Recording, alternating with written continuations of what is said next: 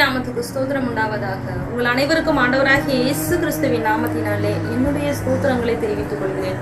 இந்த காலை வேளையில உங்களை சந்திக்கிறது எனக்கு ரொம்ப ரொம்ப சந்தோஷம். இயேசுப்பாவுடைய வார்த்தைகளோட உங்களை சந்திக்கிறது ரொம்ப ரொம்ப சந்தோஷம். இன்னைக்கு நான் உங்களோட பேச விரும்புகிற ஆண்டோடைய வார்த்தை வெளிப்படுத்தின விசேஷத்துல 1ஆம் அதிகாரத்துல 9வது வசனத்தின் பிற்பகுதி, இயேசு கிறிஸ்துவை பற்றிய சாட்சி நிமித்தம் பத்மு எனும் தீவிலே இருந்தேன். பத்மு தீவுல யோவான் இருக்கும் பொழுது இந்த வசனத்தை எழுதுறாரு. பாருங்க, பத்மு தீவுல இருக்கும் பொழுது ஆண்டவராகிய தேவன் தம்முடைய தூதனுக்கு பின்னாடி வர காலங்கள்ல நடக்க போற காரியங்களை குறிச்சு யோவானுக்கு வெளிப்படுத்துறாரு. தூதன் மூலமாக வெளிப்படுத்துறாரு. இப்படிலாம் நடக்க போகுது, பின்னாடி வர காலங்கள்ல இப்படிலாம் நடக்க போகுது அப்படிங்கிறத யோவானுக்கு வெளிப்படுத்துறாரு. யோவானை பார்க்கும் பொழுது அந்த பத்ம தீவை குறித்து சொல்லப்பட்டிருக்கிறது. அந்த பத்ம தீவுல யாருமே கிடையாது, ஆள் அரபமற்ற ஒரு தீவு. அந்த தீவுல புல் பூண்டுகள் கூட கிடையாதுங்களாம். அப்படிப்பட்ட ஒரு சூழ்நிலையில, ஒரு தனிமையான ஒரு சூழ்நிலையில தான் யோவான் இருக்கிறாரு. அந்த யோவான் இருக்கும் பொழுது அவருக்கு பரலோக தரிசனங்கள் அங்கு வெளிப்படுத்தப்படுகிறது.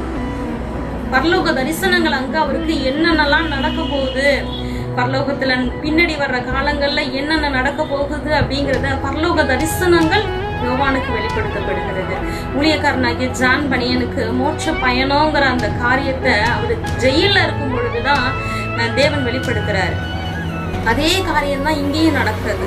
வெளிப்படுத்தின விசேஷம் பத்மு தீவுல இருக்கும் பொழுது யோவானுக்கு தேவன் வெளிப்படுத்துறார். இயேசுப்பா மூலமாக, தூதன் மூலமாக என்ன பண்ணது வெளிப்படுத்தப்படுகிறது.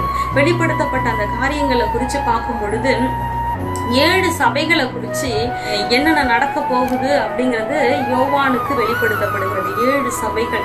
அந்த 7 சபைகள்ல என்னென்ன நடக்க போகுது, வர்ற காலங்கள்ல என்ன நடக்க போகுது, எப்படியெல்லாம் சூழ்நிலைகள் மாற போகிறது, அந்த 7 சபைகள் எப்படி இருக்கும், அந்த 7 சபைகள் தேவனுக்கு வைராக்கியமா இருக்குமா, அவங்க எப்படி இருக்கணும், எப்படி இருந்தா அவங்க பரலோக ராஜ்யத்துக்கு பங்குள்ளவங்களா மாறுவாங்க அப்படின்னு அநேக காரியங்களை தேவன் இந்த வெளிப்படுத்தின விசேஷத்துல நம்முடைய குமாரனாகிய இயேசு கிறிஸ்துவின் மூலமாக வெளிப்படுத்தி இருக்கிறார். நம்ம வர்ற காலங்கள்ல, இந்த வர்ற நாட்கள்ல நம்ம என்ன பண்ண போறோம், இயேசு கிறிஸ்துவை வெளிப்படுத்தின இந்த விசேஷத்தை குறிச்சு நம்ம தெரிஞ்சுக்க போறோம். ஆண்டவர் தாமே உங்களை ஆசீர்வதிப்பாராக. ஆமென்.